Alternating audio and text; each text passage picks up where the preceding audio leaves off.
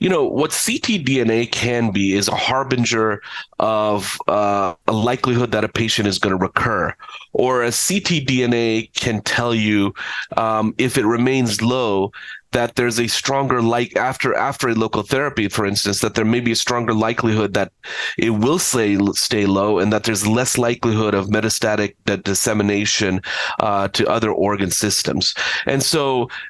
this what's key is longitudinal measurements. So we want to collect ctDNA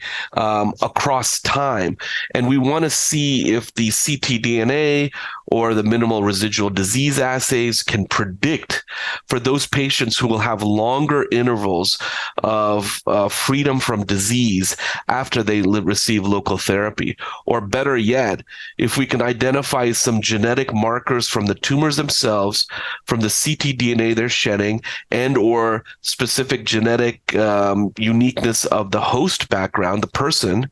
then we will have a better sense of predicting which patients may benefit from local therapy. But what we see on an imaging scan can often only be the tip of the iceberg. And so in terms of how much disease is trying to move systemically to see distant sites. And so if we had a better sense of the trajectories of the disease distribution as a function of their primary cancer, of the genetics of their primary cancer, of the biology of their primary cancer and the host tissues,